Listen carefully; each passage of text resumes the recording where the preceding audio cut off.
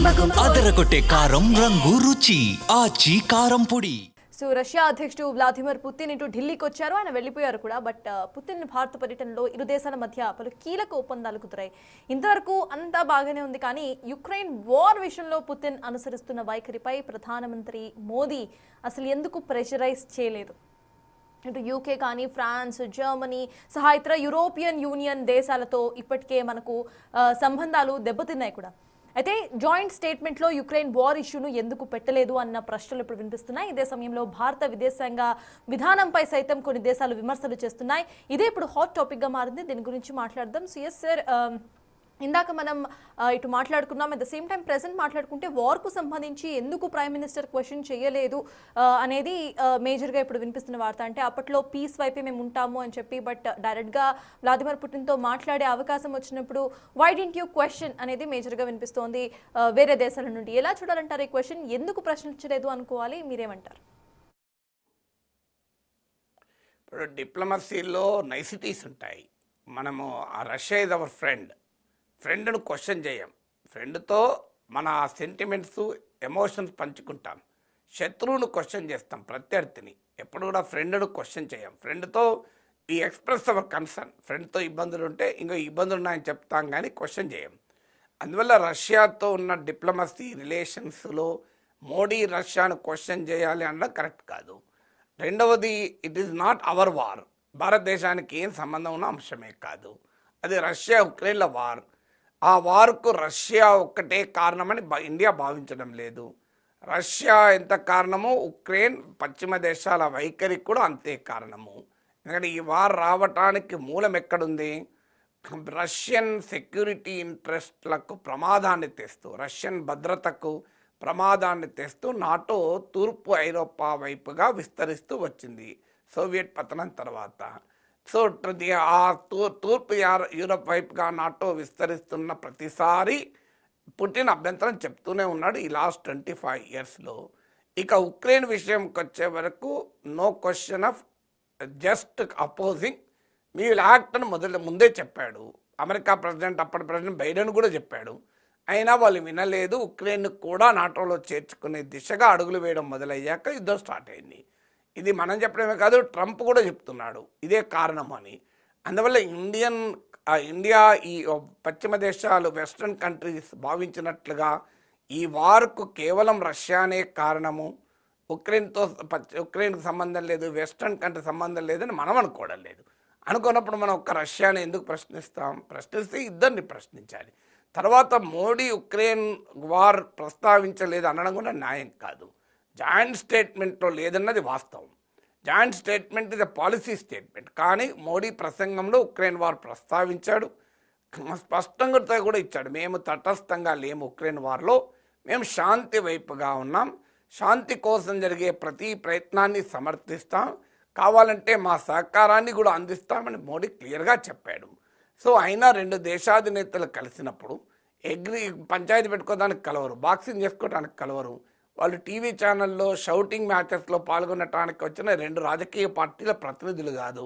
ఇప్పుడు మీరు రెండు రాజకీయ పార్టీ ప్రతినిధులు మన తెలుగు ఛానల్లో వచ్చి ఎవరినోడు తిట్టుకుంటారు చూడండి, కొట్టుకునేంత పనులు కూడా చేస్తుంటారు.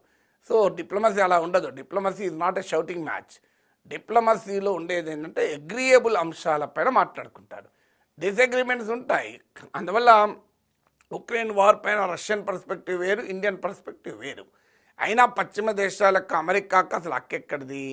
అసలు ఇండియా రష్యాను సమర్థ్యం పక్కకు పెట్టండి. ఉక్రెయిన్ వార్ స్టార్ట్ అయిన 4 ఏళ్లలో, ఈ 4 ఏళ్లలో అమెరికా రష్యాతో ట్రేడ్ జరపలేదా? అందుకే పుటిన్ క్లియర్గా చెప్పాడు, మేము రష్యా నుంచే కదా అమెరికా యురేనియం కొంటుంది తన న్యూక్లియర్ పవర్ ప్లాంట్స్కు, అది కూడా ఫెయిలే కదా. ఇండియా ఆయిల్ కొంటే తప్పు, అమెరికా యురేనియం కొంటే తప్పు కాదా అని పుటిన్ ప్రశ్నించాడు. ఆ మాట కలిస్తే అలాస్కాలో పుటిన్ చెప్పాడు, ట్రంప్ ప్రెసిడెంట్ అయ్యాక అమెరికా రష్యా ట్రేడ్ 20% పెరిగింది. So what right America has to talk about Ukraine war?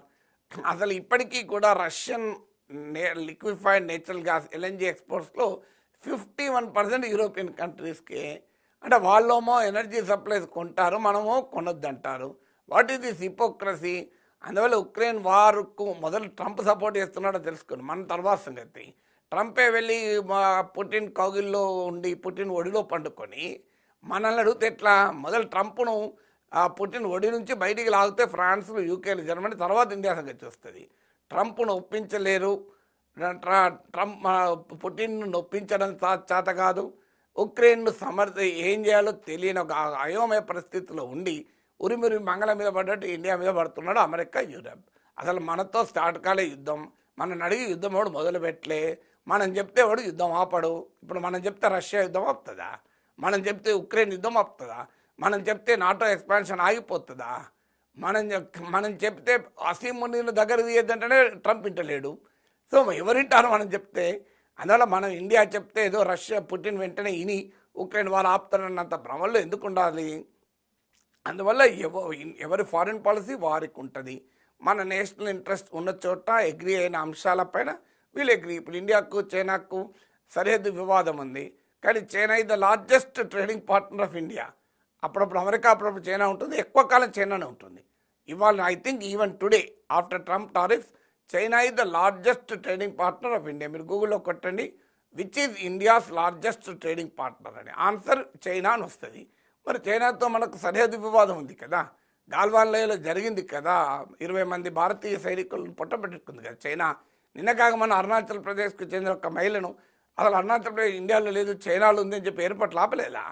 మరి మనం చైనాతో వాణిజ్యం జరపడం లేదా? మామూలు వాణిజ్యం కాదు, లార్జెస్ట్ ట్రేడింగ్ పార్ట్నర్ చైనా. అందువల్ల డిఫరెన్సెస్ ఉంటాయి. So on one thing we may differ, on another thing we may accept కదా. సో అందువల్ల మొదలు అసలు Trump Pakistan, I love Pakistan, I love అసీమునీర్ అనే అమెరికాకు మనకు నీతులు చెప్పేటువంటి హక్కు ఎక్కడుంది? We have our strategic autonomy. భారతదేశం ఒక సర్వసత్తాక ప్రజాతంత్ర గణతంత్ర దేశం. It is a sovereign democratic republic. మా దేశానికి కావాల్సిన ఫారెన్ పాలసీ మన దేశమే నిర్ణయించుకుంటుంది. We have strategic autonomy. మనం అమెరికా కౌగిల్లో లేము, మనం రష్యా కౌగిల్లో లేము, చైనా కౌగిల్లో లేము. India decides what is right for it self. అందువల్ల ఉక్రెయిన్ వార్ విషయంలో కూడా ఇండియా స్టాండ్ ఇండియా చెప్పింది. మనమేం యుద్ధాన్ని కోరుకోలేదు. ప్రైమ్ మినిస్టర్ మోడీ పుటిన్తో సంభాషణలో చెప్పాడు, this is not the Ira of war అని. యుద్ధ భూమిలో ఏది